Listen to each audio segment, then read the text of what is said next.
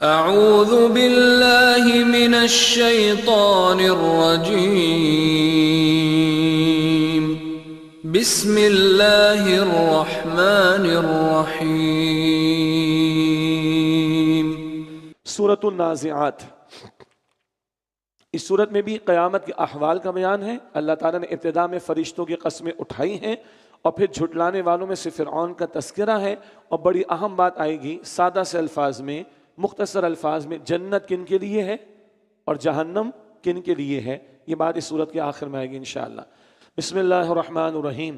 والنازعات غرقا، ان فرشتوں کی قسم جو ڈوب کر سختی سے کھینچنے والے ہیں۔ ایک مراد مجرموں کافروں کی روح سختی سے کھینچنے والے۔ والناشطات نشطا، اور ان کی جو نہایت نرمی سے نکالتے ہیں، ان فرشتوں کی قسم جو نہایت نرمی سے نکالتے ہیں۔ ایک مراد جو مؤمنین کی، اہل ایمان کی روح آرام سے نکالتے ہیں۔ اللہ ہمیں موت کی سختی سے بچائے، ان فرشتوں کی قسم۔ والسابحات سبحا، اور تیزی سے تیرنے والے فرشتوں کی قسم۔ ایک مراد فضا میں، اسپیس میں وہ تیر رہے ہیں، اللہ کے حکم کو لے کر اس کے عمل درآمد کے لیے آگے بڑھتے چلے جا رہے ہیں۔ فالسابقات سبقا، پھر پوری قوت سے آگے بڑھنے والے فرشتوں کی قسم، یعنی اللہ کے حکم پر عمل درآمد میں آگے بڑھ کر عمل درآمد کی کوشش کرنا، اس کے نفاذ کی کوشش کرنا، جو حکم عطا ہوا اس کی امپلیمنٹیشن کرنا، اس میں سبقت لے جانے والے، آگے بڑھ جانے والے فرشتوں کی قسم۔ فالمدبرات امرا، پھر ہر کام کا انتظام کرنے والے فرشتوں کی قسم۔ یہ اللہ نے قسمیں اٹھائیں فرشتوں کے تعلق سے۔ ایک اصولی بات سمجھ لیں، ہم لوگ قسم کیوں اٹھاتے ہیں؟ بات میں وزن پیدا کرنے کے لیے، زور دینے کے لیے۔ اچھا، ہم اللہ ہی کی قسم اٹھا سکتے ہیں بس، نہ کسی کے چہرے کی، نہ کسی کے بالوں کی، نہ کسی کے گالوں کی، نہ کسی کی فلاں کی، نہ کسی کی بھی نہیں۔ ہمارے لیے صرف جائز ہے کہ اللہ کی قسم اٹھائیں اگر ضروری ہو تو۔ سب سے بالا تر ہستی اللہ کی ہے۔ ایک بات، غیر اللہ کی قسم اٹھانا ایک معنی میں شرک ہے حدیث کے مطابق، تو اللہ کے سوا کسی کی قسم نہیں۔ پہلی بات، اللہ بھی قسم اٹھاتا ہے تو اللہ تو سب سے بالا تر ہے، اب اللہ کس کی قسم اٹھائے گا؟ تو اللہ مخلوق میں سے کسی شے کی قسم اٹھاتا ہے، اور پھر کوئی بات آگے بیان کی جاتی ہے۔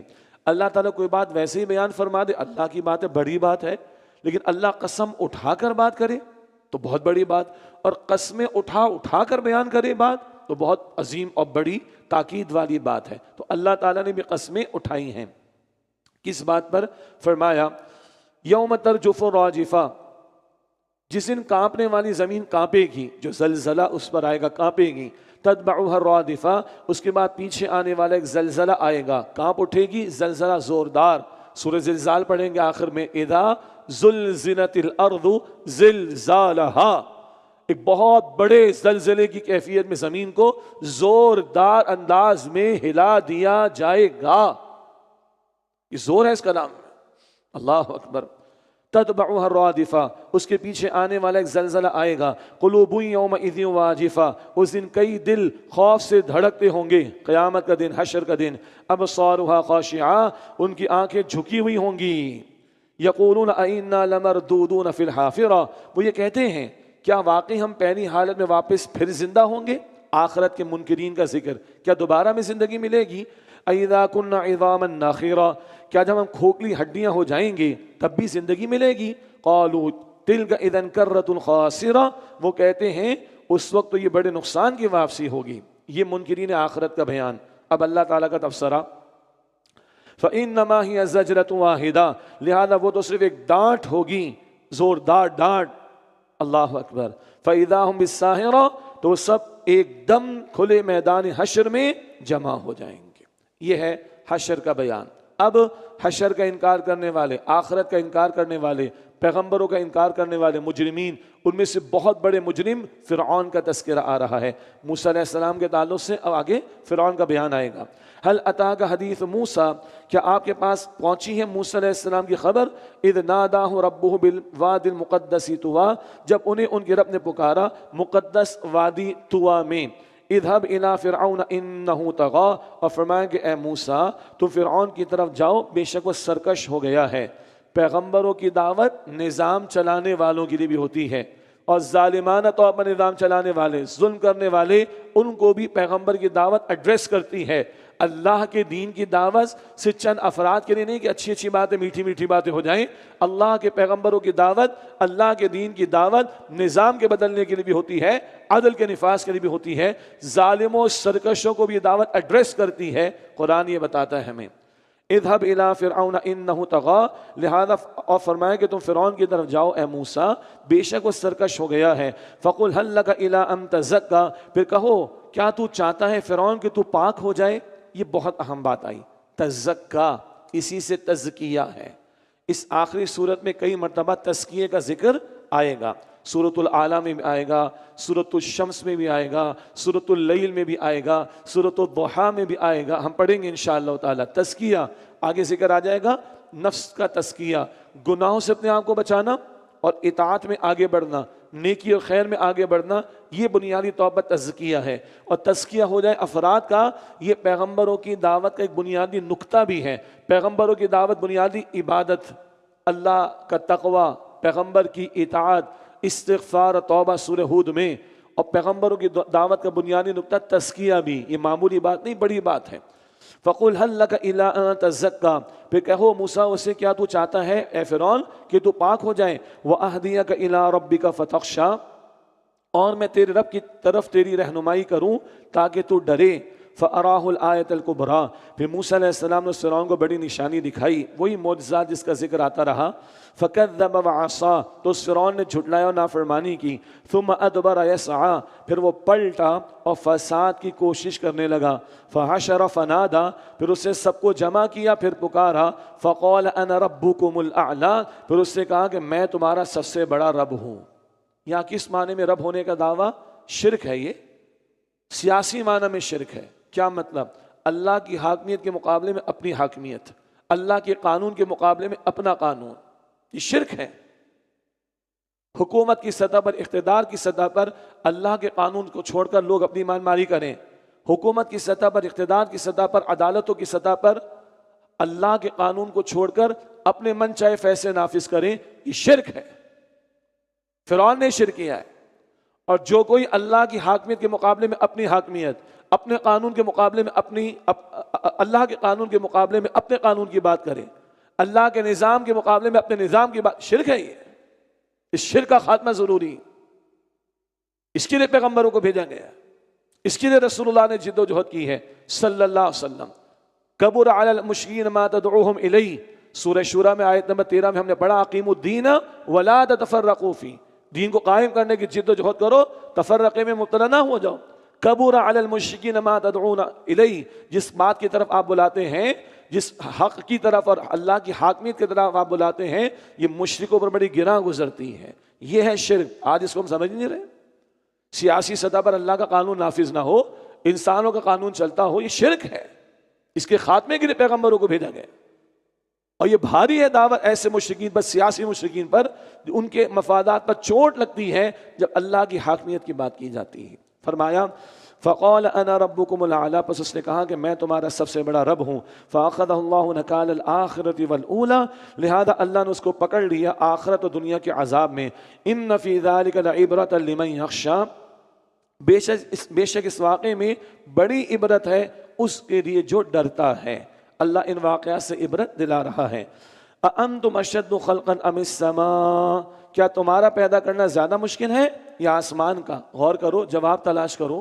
آسمان بڑی بات ہے, تم تو چھوٹے سے ہو, ذرہ بھی نہیں اس کے سامنے.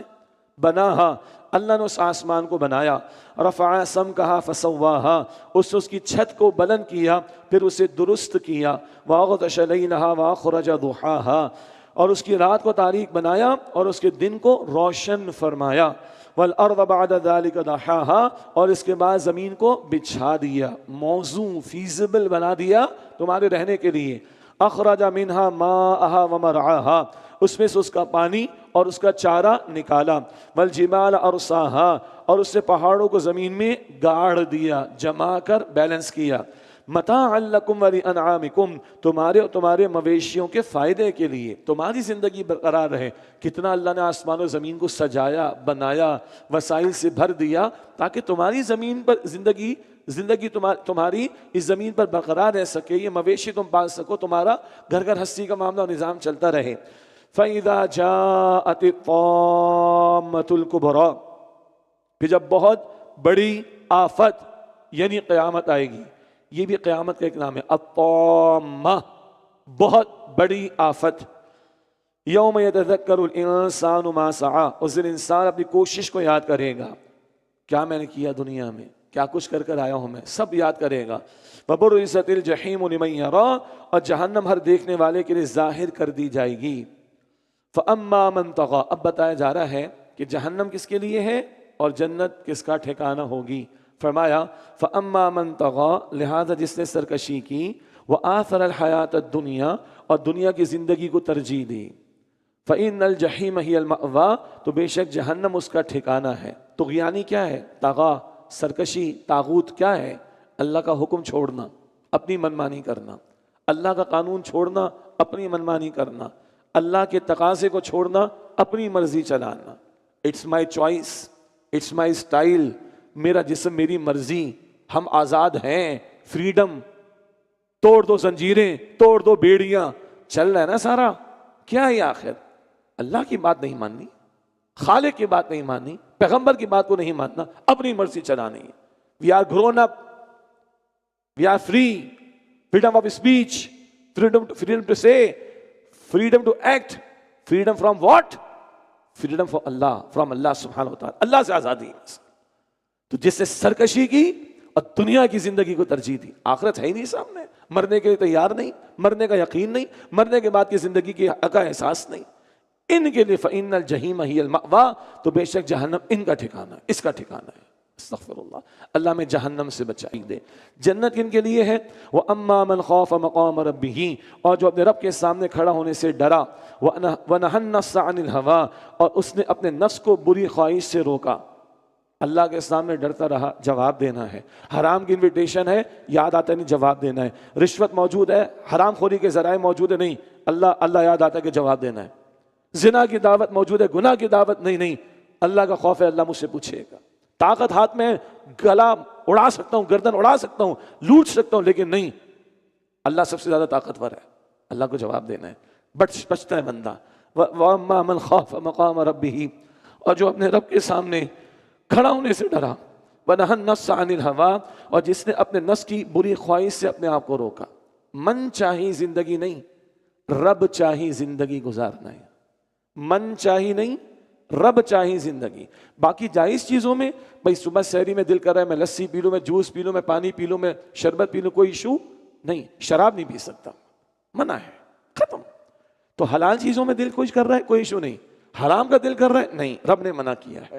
وَنَهَى النَّفْسَ عَنِ الْهَوَىٰ، اور اس نے اپنے نفس کو بری خواہش سے یعنی اس کی پیروی سے روکا. فَإِنَّ الْجَنَّةَ هِيَ الْمَأْوَىٰ، تو بے شک جنت ہی اس کا ٹھکانہ ہے. کون؟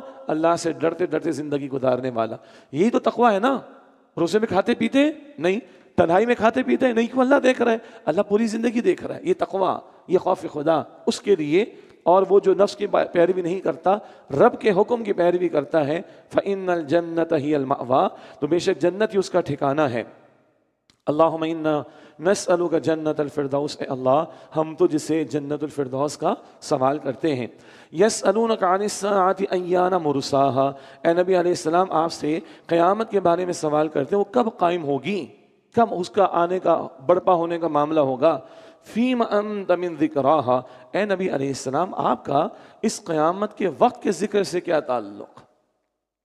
آپ تو بس اللہ کی طرف بلائیے. اور لوگوں کو بھی فکر یہ کرنی چاہیے تم مر جاؤ کہ تمہاری قیامت تو آ جائے گی نا. اس بحث پہ کیوں پڑھو کہ وہ قیامت کب آئے گی؟ تمہاری قیامت تو سر پہ کھڑی، موت تو ابھی آ جائے گی. فیم انت من ذکراہا، آپ کا اس قیامت کے وقت کے ذکر سے کیا تعلق. الی ربک منتہاہا، آپ کے رب کے پاس اس قیامت کے وقت کا انتہائی علم ہے. علم اللہ کے پاس، برپا بھی وہی کرے گا.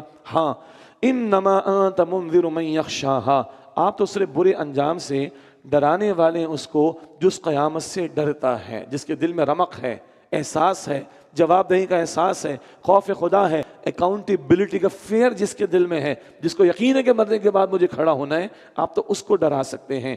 آگے رہا لوگوں کا معاملہ، تو کل قیامت کے دن کیا محسوس ہوگا؟ کأنہم یوم یرونہا لم یلبثوا الا عشیۃ او ضحاہا، گویا وہ جس دن اسے وہ جس دن اس قیامت کو دیکھیں گے تو کیا سمجھیں گے؟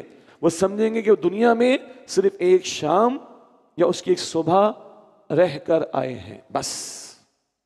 جس دنیا کے بارے میں بڑے بڑے منصوبے اور بڑے لمبے چوڑے ویژن اور نہ جانے کیا کچھ ہے، قیامت پہ کھڑے ہو کر کیا محسوس ہوگا؟